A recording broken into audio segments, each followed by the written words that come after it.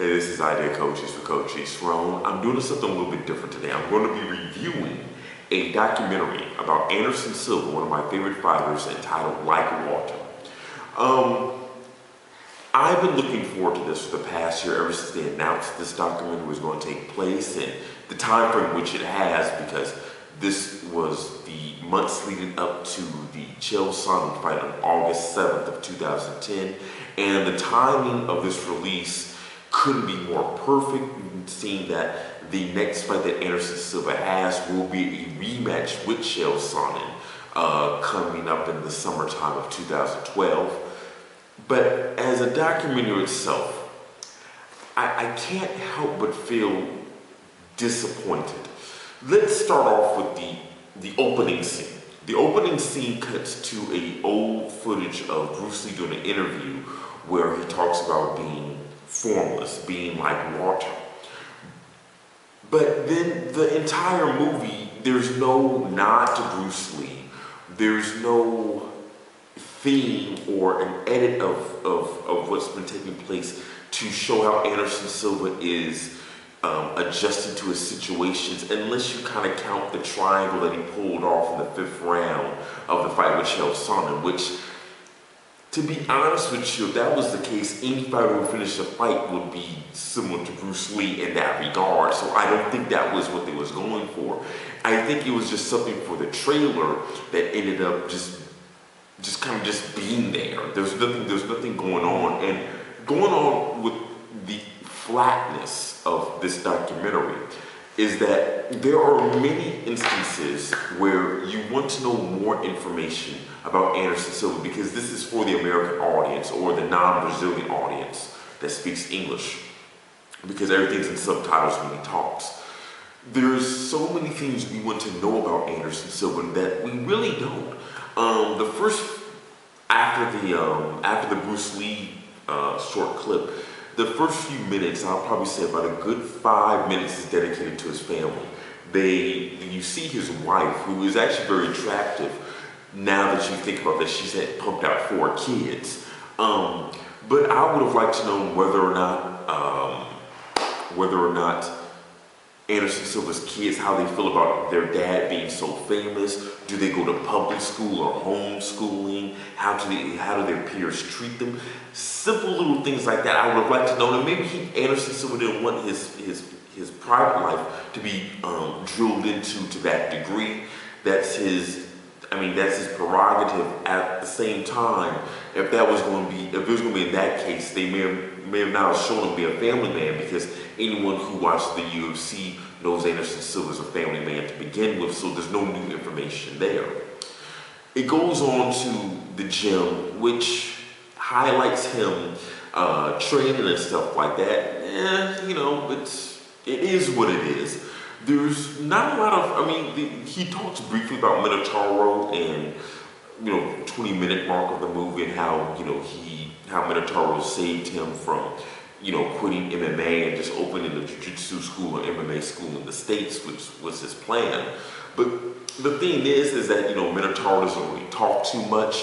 And one of the only interesting things with dealing with his mentor, Nogueira, is that there's something that he says to Nogueira in the middle of the movie, or the beginning of the third act of the documentary. I don't know if you can call it acts, because it's not a story, but after the middle, I'll just leave it like that, where he says something to Nogueira, and you feel good at the end, since you already know the result of the fight. If you don't know what I'm inferring to, I won't spoil it for you. But it also explains why Anderson Silva came out in the gi for that particular fight, when he did not do that in his previous fights before the Chael Sonnen bout. One thing that really kind of stuck with me is that there's a couple of nuances that make this documentary kind of strange. I don't know what the filmmaker was going for, because there's a lot of just flat scenes, or when there's scenes where there's not proper lighting of the room itself. It takes a very just gritty look to it, but it doesn't look like it's on purpose. It looks like when there's good lighting, the camera looks okay, and then when there's bad lighting, it looks gritty. So it doesn't look like it doesn't seem like it was a style to it. I just think they just put a camera in front of Anderson Silva and just went. Another thing that really kind of got to me was how the music within the documentary was very, very subtle and odd. It was very some odd choices when the music kicked in, especially when there's some sort of confrontation, a verbal confrontation with Anderson management and Chael Sonnen. But another thing that I would have really liked to have gotten a little more information about is that the documentary uses a lot of UFC footage. I mean, there's a lot of UFC sort of post-fights, pre-fight interviews, pressers, the fight itself, the fight itself with Chael Sonnen, and there's a fight that he had with Damon Maya, and they didn't really talk about that. They didn't talk about why, and if you guys don't know, Anderson Silva made the fight with Damon Maya last too long at the boredom expense of the fans. And the thing is that he never explained why that took place. Like, why did Anderson Silva do that? You still don't know anything that you didn't know before watching the documentary. And that's one thing I was a little upset with.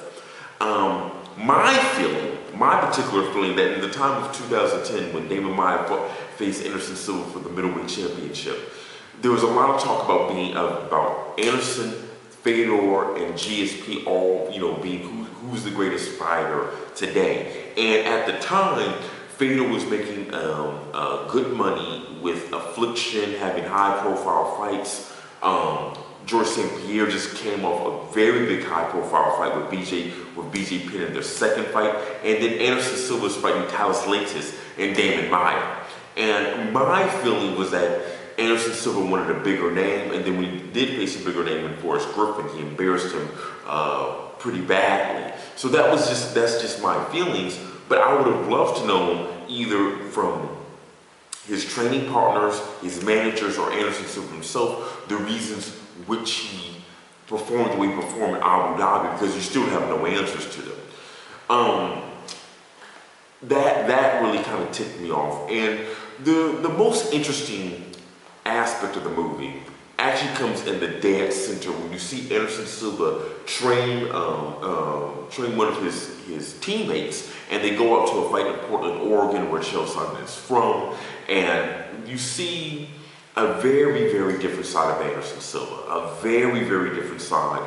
And this is what I think more American fans want to see. They want to see how he responds under stressors when he's not fighting. And you do get to see that in that particular point in time in the movie. It's like dead in the center. And what really kind of comes off is just how disrespectful fans are. If you've seen the trailer, you have this one white guy with like these black and green braces or discolored teeth. I don't know what's going on. He yells at the camera saying, Chael Sonnen's gonna fuck Anderson Silva up. He was from Portland, Oregon, which he stated in the documentary. But there's a fan before him that is really like just kind of like just downright disrespectful. Just the shit fighters have to take, or just celebrities in general. You do feel kind of bad when you have these fanboys, disrespecting a championship fighter, not to his face, in earshot of where he was at, and that was just, it almost angered me.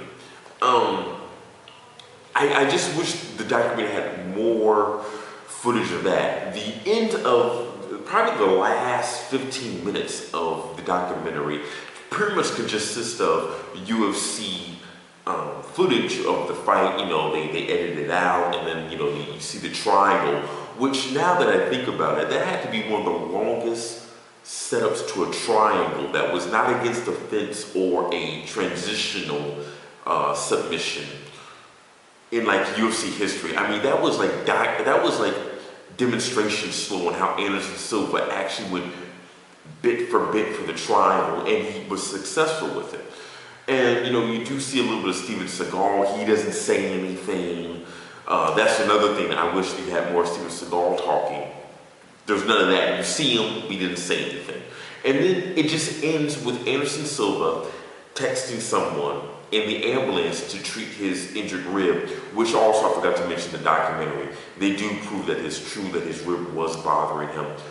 Other than that, I mean, if you're not an Anderson Silva fanboy and you don't and you really want to know everything that you can about this guy, go ahead and watch it. Go and buy the DVD. Other than that, it's really not for anyone else. I couldn't recommend it because, like I said, it's just some things, the way they filmed it, the music in which they use, and I mean, look, I did Coach's YouTube channel, it's fucking bare bones as is. If you've seen any of my videos, you know that. But if you just look at the Alistair Overeem's The Ring documentary that comes on YouTube every couple of weeks, those things are shot fantastic. They use very, very good camera angles. The music kicks in at the right time. I kind of wish it wasn't always black and white, but hey, you know, that's their style. But yeah, that said, I just wish there was just more Anderson Silva. And also there was actually, I'm gonna put this link in the description, a very, very fantastic interview with Eric Helwani and Quentin Rampage Jackson walking the streets of Tokyo leading up to his fight with Ryan Bader at UFC 144. It goes on for 45 minutes and you really get to know Rampage Jackson as a person. And just 45 minutes just walking the streets of Tokyo. They play video games somewhere like the 20-minute mark, but they're just walking up a street and you get to learn so much about him. I just wish, the thing is that I already follow Anderson Silva because I'm already a fan of his, and I just don't know anything I didn't know before. So, okay, I hope you guys appreciate my review.